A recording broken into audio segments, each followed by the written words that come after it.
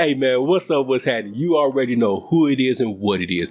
It is your host, and I'm bringing you an episode today under Beyond the Game Productions in conjunction with Conversations with Q. And I am your host, Nephew Q, but I'm about to go by the nickname Cowboy Q because I've been binge watching Yellowstone. I wish I had me a motherfucking cowboy hat right now. I'm trying to grow my beard out like Rip, but unfortunately I can't grow no facial hair, so all this little scruffiness is all I'm going to get. But anyways, let's get into today's episode. I want to talk about John Edward Bayless II, aka Skip Bayless. Now, I wanted to wait till some of the controversy and all of that died down before I give my take into Skip Bayless. But the question I want to know is it time for Skip Bayless to hang it up?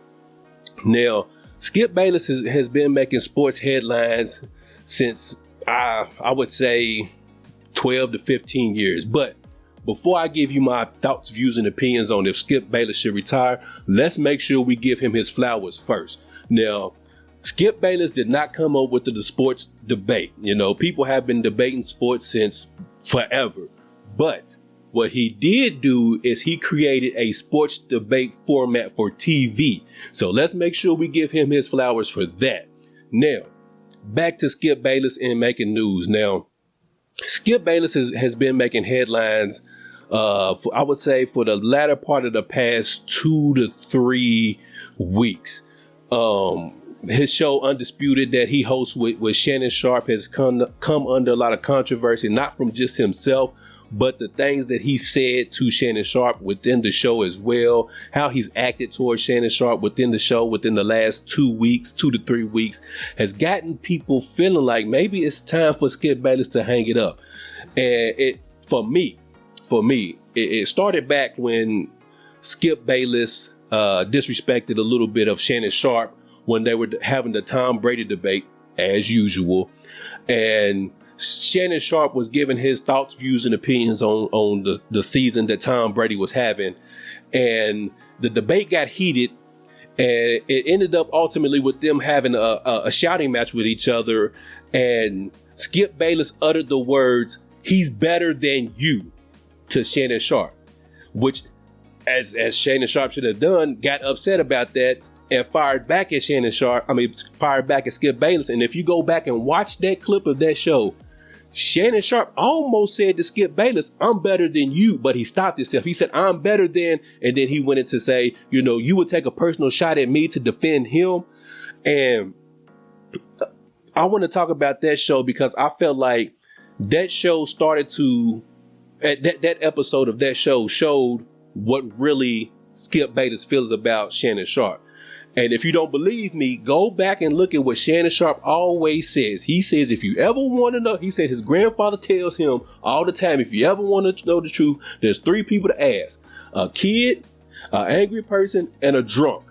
Well, if you go back to that episode, Skip Bayless in that moment was heated and he spilled out some truth that he had been feeling inside, which is he feels like Tom Brady is better than Shannon Sharpe. Now, in the world of football, it's kind of hard to argue Tom Brady being better than Shannon Sharpe because 2 totally different positions and they do 2 totally different things. But in its totality, you can make that argument. But the argument that the debate that they were having was not even about that at all. And Skip Bayless took it there.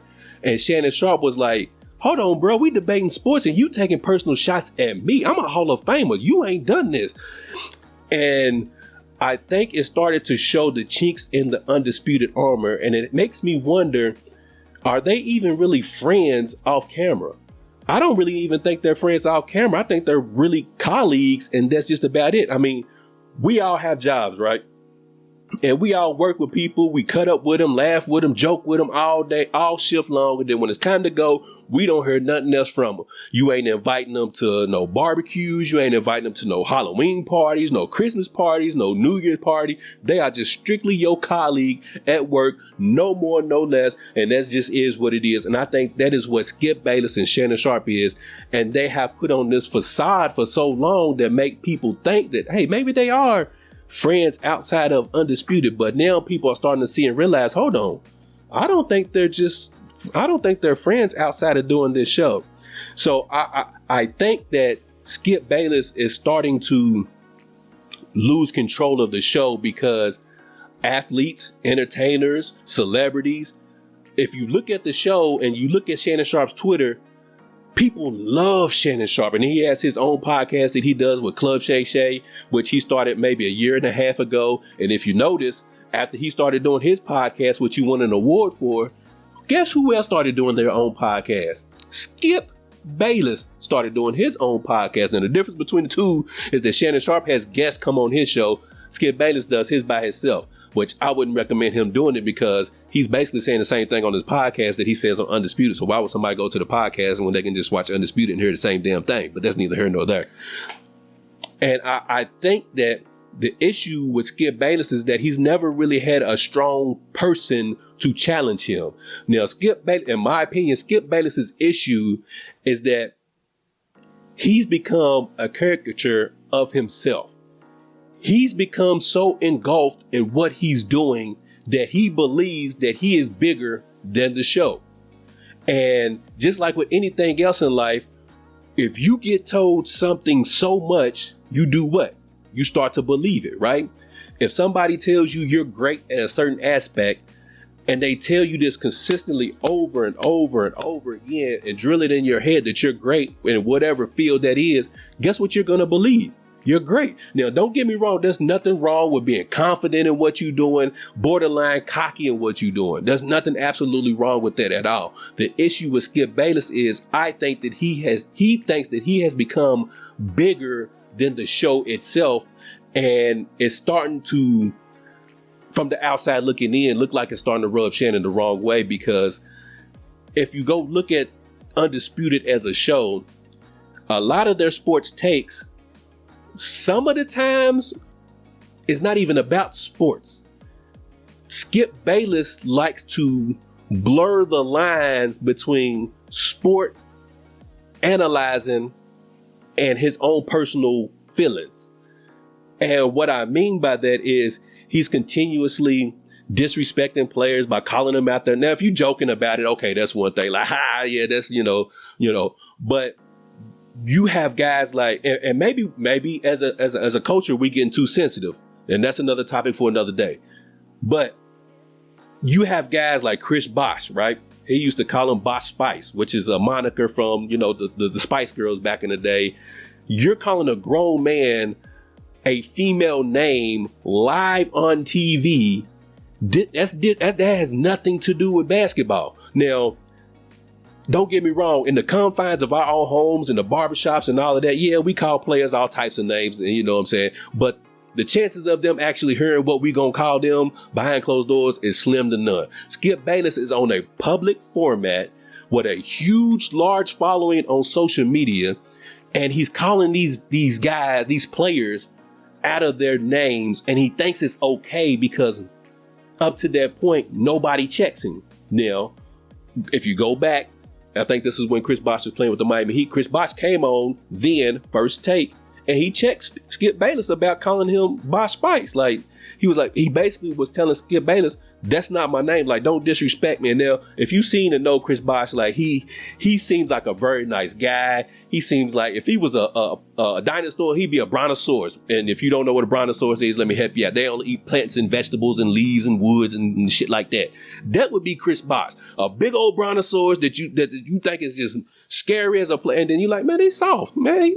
And that's what Skip Bayless looked at him as, oh, he's soft, man. He's Bosh Spice. He plays like now you might feel like that, Skip Bayless, and that's perfectly fine, but that has nothing to do with basketball. And your job on TV is to analyze and critique the basketball play on the court. Your job isn't to come up with these cute little nicknames for players that are disrespectful, especially if it's a part of their name, which brings me to Russell Westbrook and the issue that he had with him last season, calling him Russell Westbrook. It's a clever name. Let's keep it a buck. It's a clever nickname.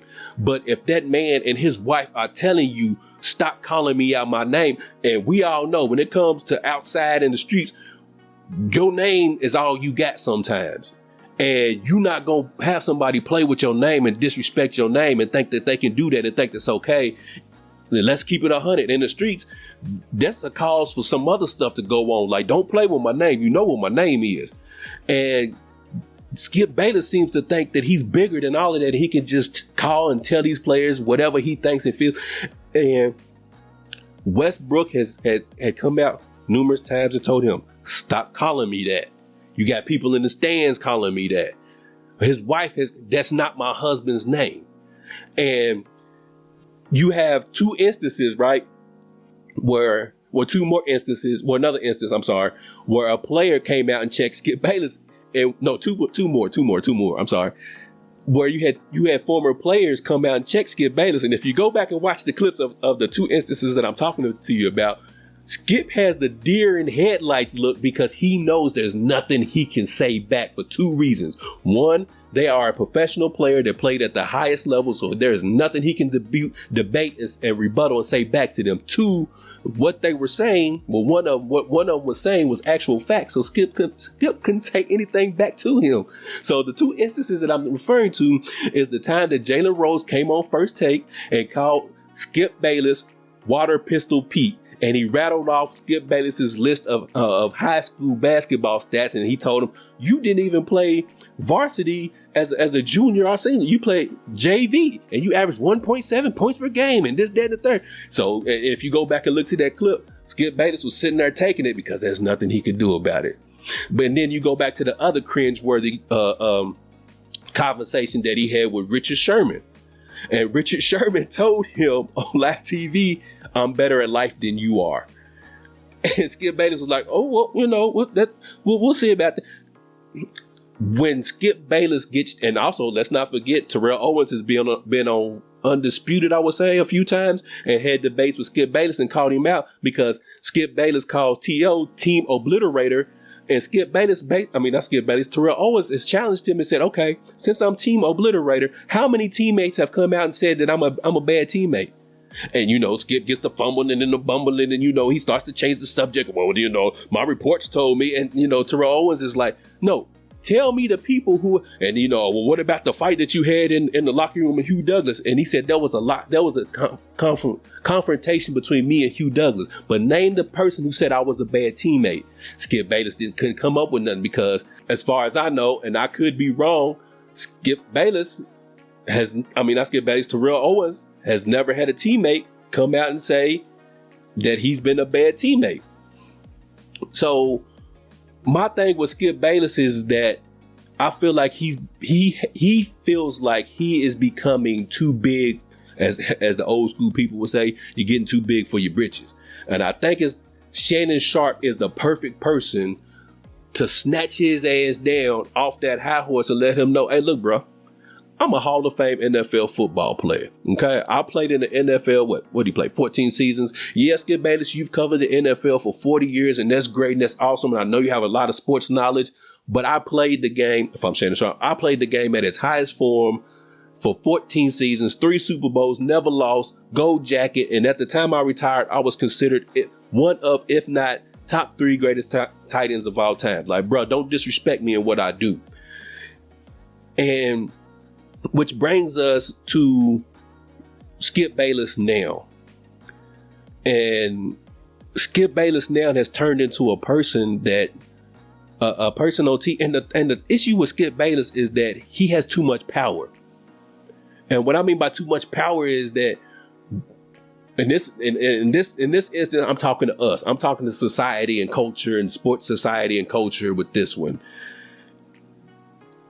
We have given Skip too much damn power to the fact that when he tweets something, it causes such a controversy on a national scale. And he's just a sports analyst on TV. He's not no reporter for the news. He's not talking about, you know, what's going on with the oil. He's not talking about what's going on with, you know, grocery prices, gas prices. He's not talking about world events causing controversy with his takes. He's talking about sports, and he's making controversial statements within sports that's causing national attention that we shouldn't even be giving this man that much power because you're a sports analyst, my dude. Like, we should not be giving him this much power over us to where if he tweets something, we are all in an uproar about it when he's just a sports analyst. And at the end of the day, It's just his opinion on sports. It's not life or death. His opinion isn't affecting anything, but yet we give it so much power because of Skip Bayless, when really at the end of the day, his opinion is just like mine. His opinion is just like yours watching, yours listening. Only difference is he has the resume with his sports journalism and being a columnist. He has the resume to give him a little bit more credibility to the things that he's saying versus you and I talking, and we may not have the resume and the background that he has, so we don't have the credibility that he has. But what makes his statement more valid than what makes mine when it's basically his opinion and my opinion? You see what I'm saying? So why is it that his opinion can cause a national uproar, but if you and I was to tweet something, nobody would care. Nobody would say the same thing. Nobody would. They'd be like, man, you tripping. Like, what are you talking about? And then that would be the end of it. But Skip Bayless tweets something, and everybody, in the words of the late great Heath Ledger and the Joker, everybody loses their mind. And it's like, come on, bro. Like, really? That's where we at? Where we in the uproar over this dude and what he tweets? Now, let's talk about what he tweeted, right? Now, Monday night was a football game between the Buffalo Bills and the Cincinnati Bengals. And within that matchup, a young man actually lost his life for a second or two within that football game as he went into cardiac arrest on the field.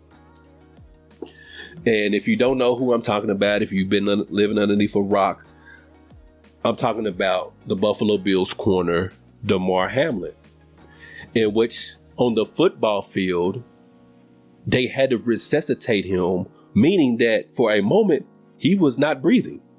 So basically for a period of time, I don't know exactly how long, so do not quote me on this, he was not breathing. So technically for a little bit of time, he was considered dead. They had to bring him back to life and resuscitate him.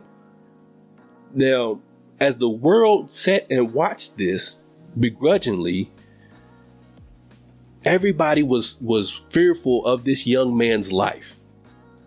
And they were fearful of this young man's life. And football was the absolute last fucking thing on anybody's mind at this particular moment in time, right? Everybody was wondering, is this young man gonna make it? If not, this is going to open up a can of worms. And that was the last thing anybody cared about. They were wanting this young man to fight for his life and survive and be okay. Now, the hit that he took from T. Higgins wasn't a malicious hit. It wasn't a borderline dirty hit. It wasn't anything crazy like that. It was a typical football tackle. And Hamlin got up, but he collapsed back down. At that time, a lot of people figured, somehow, some way it was a concussion maybe, but it figured out to be something a little bit more serious. He went into cardiac arrest. Now, the game was ultimately postponed, but within this time, Skip Bayless took it upon himself to tweet out something, as I'm going to read it to you as if you haven't seen the tweet, which I'm pretty sure you have, but if you haven't, here it is. He tweeted out at 6:30 p.m. on January the 2nd. And as I'm reading this to you, it had got over 4.9 million views, 777 retweets, 12,000 quote retweets, and 13,000 likes. As I'm reading this to you right now. His tweet was, "No doubt the NFL is considering postponing the rest of the game, but how? This late in the season, a game of this magnitude is crucial to the regular season outcome, which suddenly seems irrelevant." Now that tweet had everybody and their sister, baby, mamas, brothers in an uproar, because majority looked at it as, Skip Bayless, how in the hell and why in the hell are you worried about a damn football game when this man is on the field fighting for his life? And your tweet is about wondering The NFL is considering postponing the rest of the game, but how? Now, I'm not here right now on this episode to argue and debate whether what he meant by the tweet, right? My only thing about it is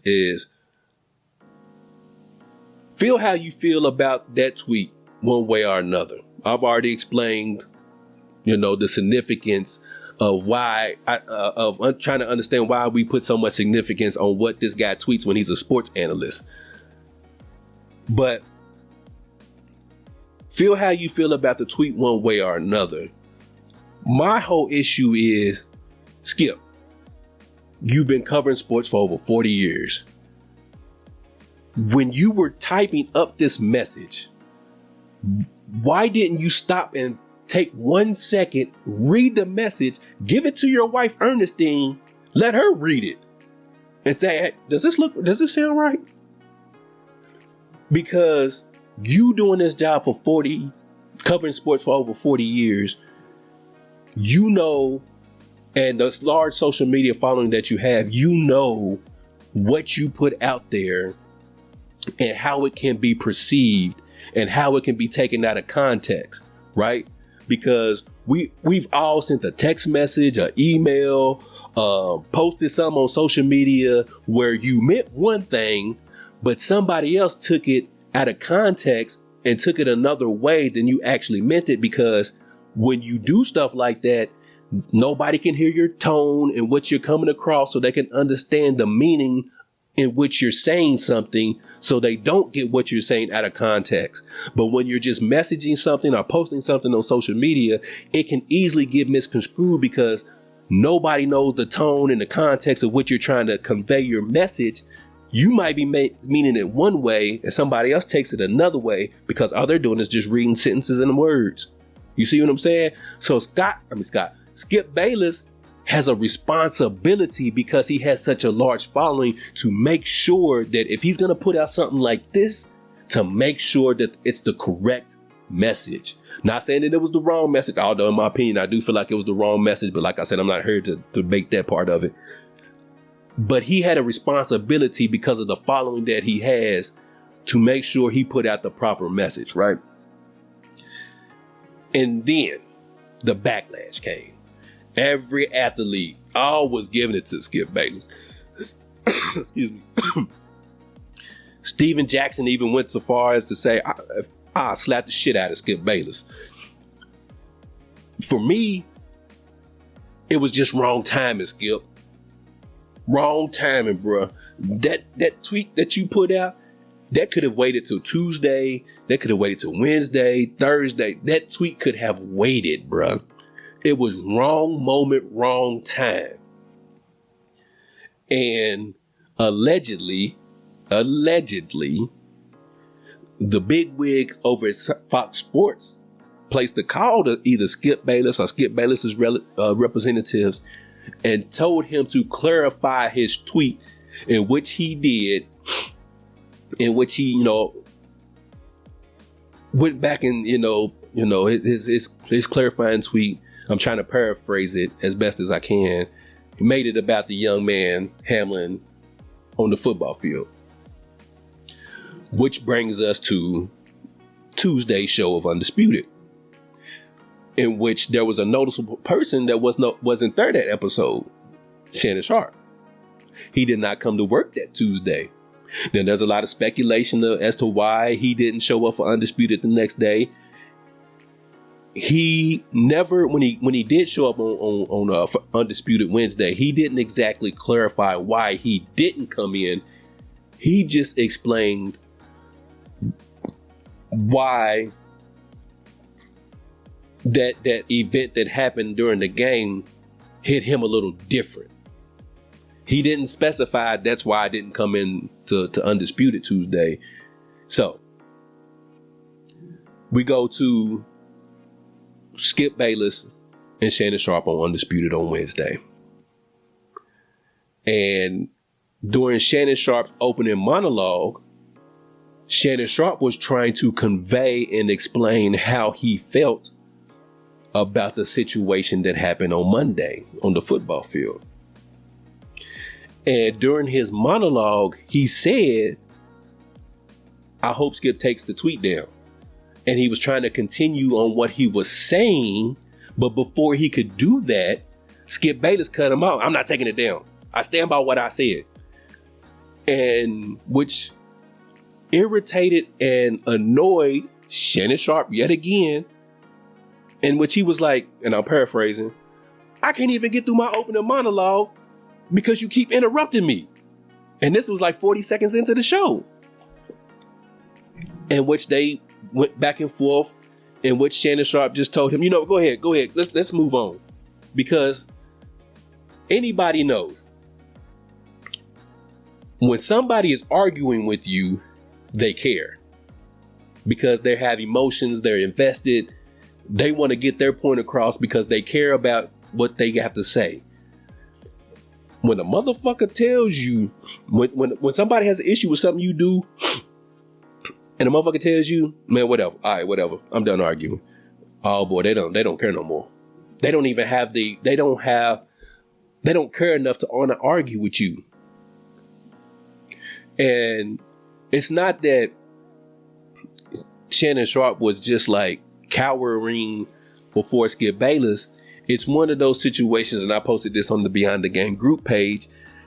We all know ourselves better than anybody knows us.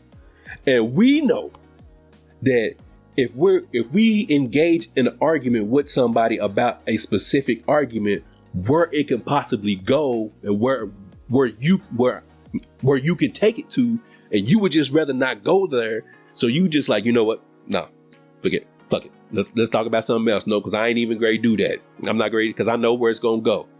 And to me, that's what Shannon Sharp was doing, which is taking the high road and not engaging in a debate about Skip's tweet, because Shannon Sharp was trying to convey the message that he doesn't want the show to be about Skip Bayless's tweet. He wanted it to be about what actually happened to the young man on the field and what's going on with him. He didn't want everything to be centered around Skip Bayless. And that's what he was trying to say before Skip Bayless cut him off and interrupted him per normal. And you can tell. Go back and watch that clip from Wednesday's show. You can see the frustration on Shannon Sharp's face. You can see just the utter, just like, man, this dude hurt. Now, to both of them's credit, they're both professionals and they both continued on with the show as normal. But we're starting to see more and more that specific debates are starting to trigger personal feelings. Tom Brady, LeBron James, and for whatever damn reason, Baker Mayfield.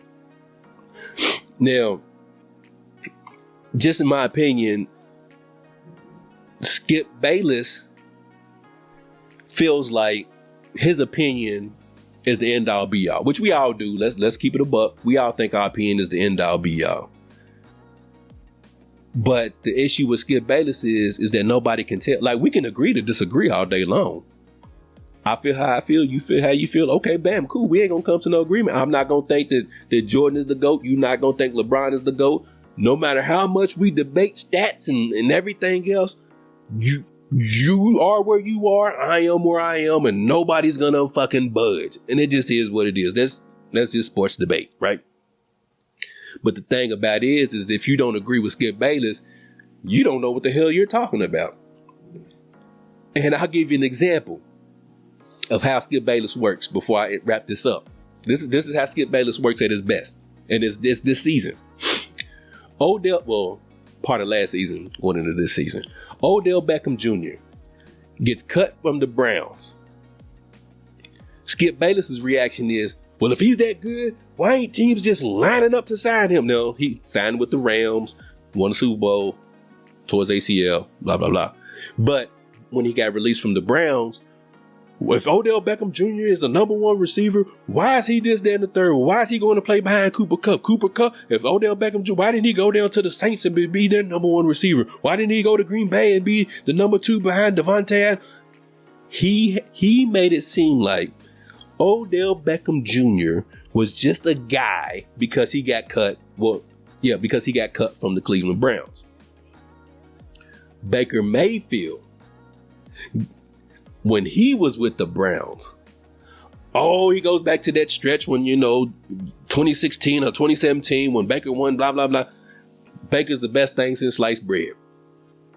He gets traded from the Browns to the Panthers, and then all of a sudden the Browns are our clown show. But they weren't a clown show when Odell Beckham Jr. got cut from them. But when he gets traded, when Baker Mayfield gets traded, then the Browns are a clown show all of a sudden.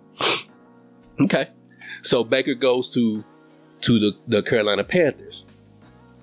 And Skip Bayless has no respect for Sam Darnold. Shannon Sharp thinks Sam Darnold is an okay quarterback. He's not saying he's great, but he's saying he's just better than Baker Mayfield. Skip Bayless doesn't think he's better than Baker Mayfield. Well, guess who the Carolina Panthers kept and guess who the Carolina Panthers cut?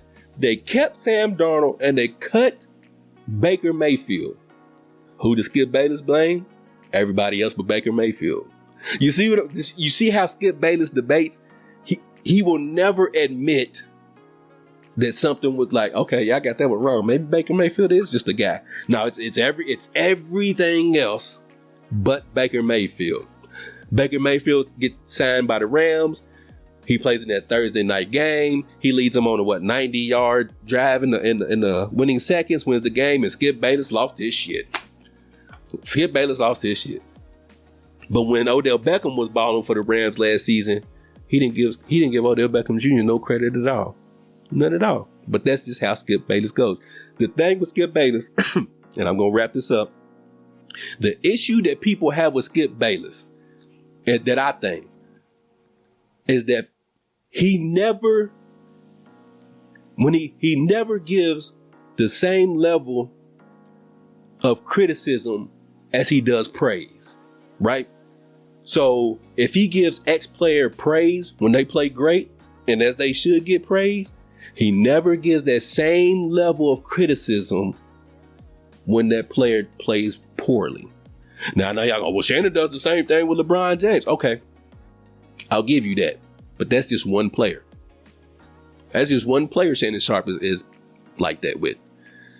Skip Bayless is like that with Tom Brady. He's like that with Baker Mayfield. He's like that with Dallas Cowboys. I could go on and on about the guy, the players that Skip Bayless never gives the same level of criticism as he does praise to. So, with all this being said, is it time for Skip Bayless to just let it go? Let it go. I believe so. I believe it's time for Skip Bayless to let it go. He won't let it go. The network is going to have to let him go, but the network's not going to let him go because of that them ratings, that money. And let's just be honest. A lot of people tune in to Undisputed now to watch Shannon Sharp. It wasn't like that at first, but Shannon Sharp has become such a star on that show and such a big personality with, his wittiness, his charm, his football intellect, his sports intellect, his funny little country sayings, his dialect, and the things that he does on the show, whether it's bringing out props or, Shannon Sharp has created this persona for him that, let's be real, is going to get him paid. And as it should. And he started, with the spinoff of Club Shay Shay, where he invites guests to come on his podcast. And that might be the avenue in the lane for him. Who knows? But I do think it's time for Skip Bayless to go. It really is. It's beyond time for everything. Has an expiration date. And I think Skip Bayless is past his expiration date. Old milk. But anyways, that's my time for today. Make sure y'all like, share, and subscribe to the YouTube channels. More than one.